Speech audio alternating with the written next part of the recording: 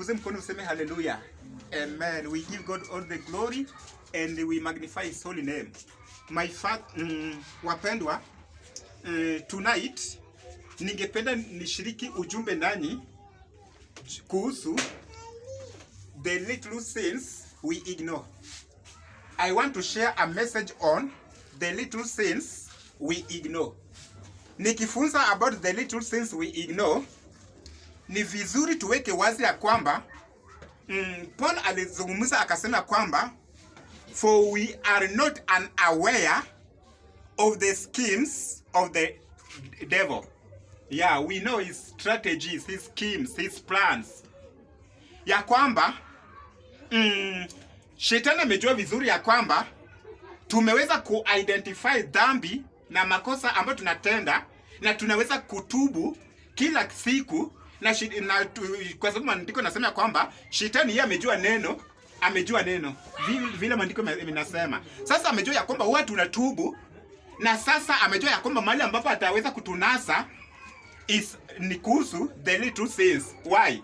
Because these little sins we commit them but we omit them. Praise God. Tunazitenda lakini tunakosa kutubu. Kwa nini? Hatuzioni kama kuwa dhambi, tumezichukua kuwa kawaida. Kumbuka maandiko nasema katika kitabu cha Songs of Solomon chapter 2 verse 15 ya kwamba catch us the foxes, the little foxes that destroy our vineyard, for they might destroy our vineyard which are bloom. Praise God. Kwa nini maandiko zinaziita the little foxes? Yani maandiko nasema mtushikie bwea wadogo ambao wanaharibu mzabibu yetu. Manake wanaweza haribu mizabibu ambayo inachanuka before they mature up. Kwa nini? Why little foxes? These are the little sins that we ignore. Na hizi little sins, don't be surprised ya kwamba siku moja kama utaenda binguni during the judgment day, umeenda binguni ukiwa na confident ya kwamba mimi ninaenda kupata uzima wa milele kwa sababu mimi ninajijua vile nilikuwa naishi duniani. Mimi sikufanya mambo ya usherati, mimi sikuwa na mpango wa kando, sikutenda maovu na ninajijua na niko na confident. Na kila dhambi ambayo ulikuwa unafanya unajua ulikuwa unatubu, but zilikuwa na little foxes, little sins ambazo uliweza kuignore wakati ulipoishi hapa duniani. Na wapendwa, jioni ya leo nimekuletea habari, message, ujumbe kuhusu the little sins we ignore, ili tusiweze kuzi-ignore, kwa sababu ukizi-ignore kuna hatari kubwa sana. Ni kidogo na tuuzione kama kuwa dhambi, lakini hizi little sins ndizo zitatuzuilia kuona ufalme wa mbingu. Praise God. I tell you the truth. For example, the issue of Lazarus, the rich man and Lazarus. Hakuna mali tunaambiwa ya kwamba the rich man alitenda dhambi. Tunaambiwa tu vile alikuwa tajiri, si kweli? Na vile alienjoy mali yake. Lakini sababu kubwa ilimzuilia kuona ufalme wa mbingu ni gani? Hakuna mali tunaambiwa alimada, alicommit murder. Hakuna mali tunaambiwa alifanya dhambi kubwa vile. Lakini ni dhambi kidogo ambayo alikuwa ana ignore. Ya kuona anakula lakini jirani yake ako na jali kama melala njaa. Hiyo pekee ilimzuilia. The little sins we ignore. Ukiangalia the issue of priest, Levite na good Samaritan, unaona au wawili Levite na priest, au walikuwa ambao wangesema God first, wacha niende, hii ni shughuli kidogo. Mtu ameanguka barabarani, amelala pale, ajali kumwangalia, yeye anasema ni Mungu, wacha mwambie Mungu kwanza, God first, wacha niende, lakini ajali mwenzake, jirani yake. Na these are the little sins we ignore, wapendwa. Ukiangalia the issue of the 10 virgin, hakuna tunaambiwa kwa sababu they were 10 virgins, maandiko nasema ya kwamba they were virgins. But remember, out of these 10 virgins, 5 were wise, 5 were foolish. Now these 5 foolish girls hawakuweza kuona ufalme wa mbingu, lakini remember, hata kama hawakuona ufalme wa mbingu, Maandiko yanasema kwamba they were all what? Virgins. Inamaanisha kwamba hawakujidefile, hawakujinajisi, lakini walikuwa virgin. Waliishi maisha matakatifu. But watano wakakosa kuona ufalme wa mbingu. Si ya kwamba walifanya dhambi, but because of the little things we ignore, iliwakosesha. Hakuna mali tunaambiwa kwamba the 10 virgin walifanya dhambi, lakini because of these little sins, wapendwa, these little sins zinaweza kutukosesha kuona ufalme wa mbingu. I tell you the truth, Jesus was much concerned about the little sins. Yesu yeye alifuatilia sana the little sins, kwa sababu alijua ya kwamba these little sins people ignore, na ndio zitawaweza kuwazuilia kuona ufalme wa mbingu.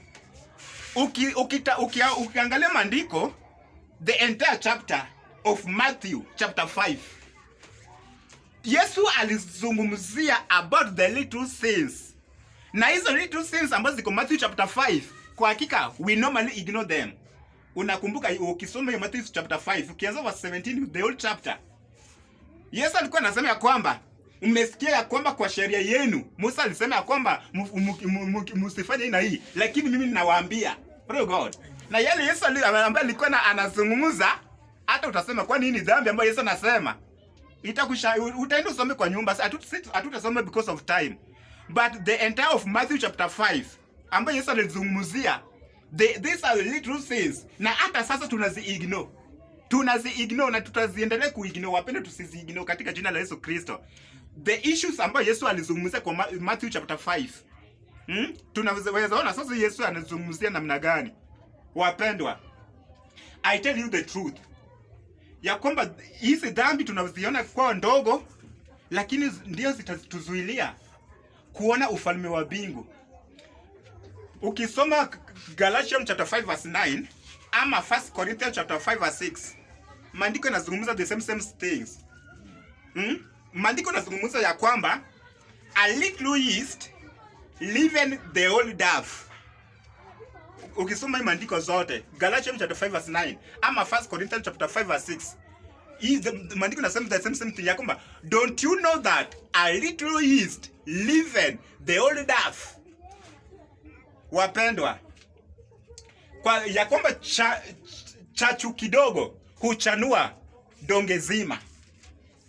Kwa lugha ambayo kila mmoja anaweza kuelewa, niruhusu niweze kusema kwa lugha ambayo mnaelewa, tunaelewa katika jina la Yesu Kristo. Na nataka kusema kwamba wapendwa, kwa ufalme wa mbingu hakuna dhambi ndogo na hakuna dhambi kubwa. Na wacha nikuambie, hiyo dhambi ambayo tunaona ndogo hapa ndio dhambi kubwa. Tuchukue for instance, kwa sababu hiyo kile ambacho umechukua ni ndogo, ndio ita cancel the all things, itakufanya kuwa unfruitful. Tushikie mabuya wadogo, catch us the foxes, the little foxes that destroy our vineyard. Ni mabuya wadogo, lakini zinaweza haribu mzabibu. Kama ulikuwa fruitful, hiyo fruitfulness in you inakuwa cancelled because of the little things that we ignore. Hii maandiko ambayo nimesema kwamba a little yeast leaven the whole dough, kwa lugha ambayo tunaelewa, wapendwa, ukiwa na nyama fresh, niseme ng'ombe mzima, ukiwa na nyama fresh, lakini chukue tu ka portion ya nyama ambayo si fresh, ambayo imeoza, uchanganye na nyama fresh ambayo ilikuwa nyingi. What do you expect after 30 minutes? Una expect nini? The whole meat haitakuwa fresh, si kweli? What about uchukue milk, 20 liters of milk, fresh milk, lakini uchukue ka portion kama kijiko moja ya sour milk, uchanganye kwa hiyo fresh milk ambayo ni 20 liter, hata ikuwe 50 liter, lakini umechukua tu ka portion, hata itafika glass, hata kote ya glass itafika, na uchanganye. What do you expect after few minutes? The whole milk itakuwa sawa. Sio kweli? Uchukue fresh milk, uchanganye ka portion ya sour milk. What do you expect? Itakuwa sawa the whole milk. Sio kweli? Bwana betufuate. The whole milk itakuwa sawa. Even ndio iko na hizi dhambi, the little things that we ignore. Kuna dhambi ambayo tunakosa ku repent, kwa sababu hatuzifahamu kuwa dhambi, hatuzioni kuwa makosa, lakini ndio zitatukosesha kuona ufalme wa mbingu. Tuchukue for example ya laziness. Are we aware that laziness is a sin? Laziness is a sin. Na imagine yule ambaye ako lazy, yule ambaye uanga anamlaani ni Mungu. Mungu akigundua ya kwamba you are lazy, basi Mungu anakulani, anakukasi. Uzidi kuteseka kabisa. Ukue kama chokora ambaye anarandaranda, ambaye ana makwake, ana makwao. Praise God. Kwa sababu umekubali kuwa lazy. Umekuwa sasa laziness. Prayerlessness. Are you aware that prayerlessness is a sin? Yes. Prayerlessness is a sin. Laziness is a sin. Ignorant is also a sin. Ignorant. Umejua kitu na una ignore. Yani una omit. Kuna kile ambacho tunasema sins of commission, yale ambayo unatenda, and of omission, ambayo una assume, una ignore. Hizo zote ni dhambi wapendwa. These are the little sins that we ignore. Na siku moja zitaweza kutu surprise. Nikiweza kufafanua. How comes ignorance is a sin? Kuignore kila ambacho umejua lakini una ignore. Ignorant ama laziness ama prayerlessness. Pia ingratitude is a sin. Ingratitude inamaanisha kwamba lack of thanksgiving. Wewe ni yule ambaye sio kushukuru. Ushukuru Mungu kwa yale ambayo anakupatia kwa uhai, uzima, ulinzi, afya. Kila siku itaisha bila wewe kushukuru Mungu. Hiyo ni dhambi. Kwa sababu prayerlessness na ingratitude it is a show ya kiburi. Ya kwamba wewe uko na kiburi na unamwambia Mungu ya kwamba mimi ninaweza kusurvive bila wewe, mimi ninaweza bila wewe, na ni kwa nguvu zangu, ni kwa masomo yangu, ni kwa bidii yangu, na mimi ninaweza bila wewe. Ukiwa mtu ambaye ana prayerlessness, unaishi maisha ambayo si ya maombi, unamwambia Mungu ya kwamba ninaweza bila wewe. Bila shukrani, unamwambia ni nguvu zangu, ni bidii yangu. Unakuwa na hiyo kiburi ambayo ni dhambi. Wapendwa, these are the little sins that we ignore.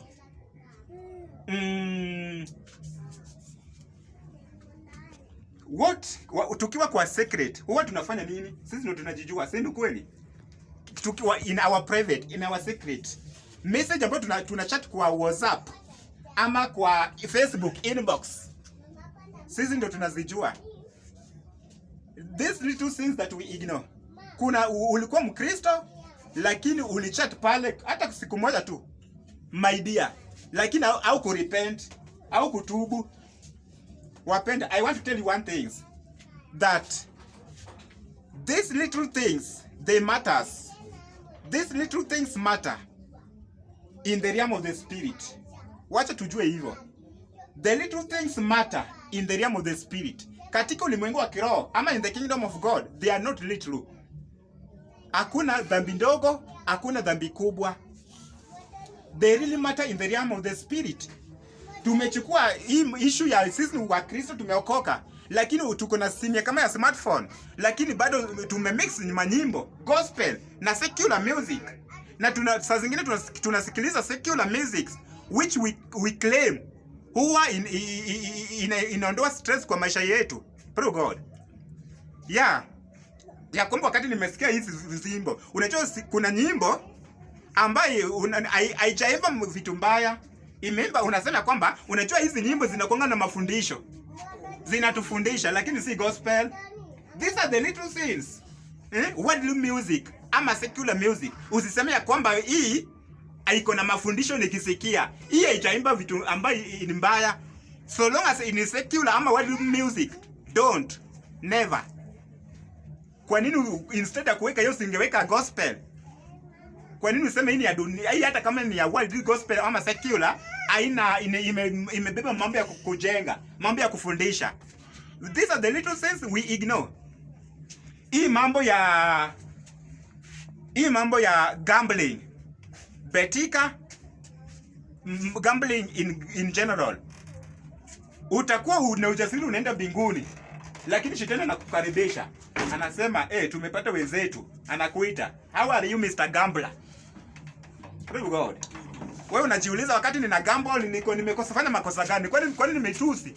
Nikigamble nikibet. Ni makosa ni dhambi gani ninafanya? Bwana bidu fuate. Pray to God. These are the little sins that we ignore. Lie. Udanganyifu. Lie. Wangapi tunadanganya? Nikizungumza kuhusu kudanganya ama lie, si kudanganya ile ya serious. Kudanganya kwa for example, udanganye tu. Shiro unaitwa. Unajua umedanganya? Baba yako anakuita. Yaani kudanganya tu ya normal. Sasa ile ya serious. Kila ambacho inaitwa lie, because the father of lie ni nani? Ni shetani. Sasa ukilai iwe ni yenye si serious, ujue baba yako ni shetani na atakupokea ukienda pale. These are the little sins. Mara ngapi tunadanganya? Kudanganya. Unajua? Yaani tunadanganya mambo ambayo tunachukua ni normal. Tumechoma sasa nikidanganya hii, nikisema hii. Sasa nimefanya dhambi gani? Na kuna pia kila ambacho inaitwa jokes. Wapendwa, in Christianity there's no jokes. Utamwambia shetani hii ilikuwa jokes. Hii nilikuwa nina jokes. Hakuna jokes katika mambo ya Mungu. Tunaweza kusema ya kwamba tuna jokes, lakini hizi zitatukosesha wapendwa kuona ufalme wa mbingu. These are the little sins that we ignore. We should not ignore them. Katika jina la Yesu Kristo. Nikimalizia wapenda about the little sins that we ignore, nataka kusema ya kwamba kuna kile ambacho tunaitwa second look. Second look. Mtu amepita umemwangalia, hiyo umemwangalia ya kwanza, unamwangalia pili, second look. Second look unaweza kuwa na second look kwa vitu ambazo ziko bagi ama vile, vitu ambazo dirty things. Niseme kwa social media. Ukiona kitu mara moja na uangalie, these are the sins, the little sins that we ignore. Pray to God. That is the second look. Kwa Facebook kuna second look sana, ambapo tunaona kitu tena tunataka tuzidi tuangalie, na ni dirty things. Pia si tu dirty things. Pia wakati kuna wanadada kwa Facebook, unawaangalia na ukiwaona tena unaenda kwa second look. Unaangalia mara pili. Si kwamba unafananisha kwamba anaweza kuwa ni dada yako, hapana. Unasema huyu lady ni beautiful. This one is beautiful. Unakuwa na second looks. Bwana pray for it. Na hiyo ina create lust. Lust. If you look a woman lustfully, you have already committed adultery in your heart. Bwana pray for it. Wapendwa, wacha Mungu atuwezeshe. Wacha Mungu atusaidie katika jina kula Yesu Kristo, ya kwamba these little things that we ignore, we are not going to ignore them. Wakati unafikiria nini kwa mawazo, yale ambayo unawaza inampatia Mungu utukufu. Pray God.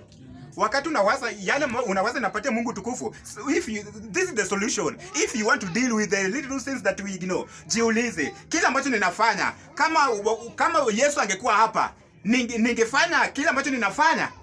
Kama Yesu angekuwa hapa, ningefanya kila ambacho ninafanya, na kila ambacho ninafanya inaletea Yesu utukufu, inaletea Mungu utukufu. Pray God. Tukiuliza hivyo, tutaweza kudeal with the little sins that we ignore. Na ndipo maandiko inasema katika Matthew chapter 5 ya kwamba be perfect as your heavenly Father is perfect. Simama kwa mguu in the name of Jesus kwa dakika 2. Lekabaganda shakabaganda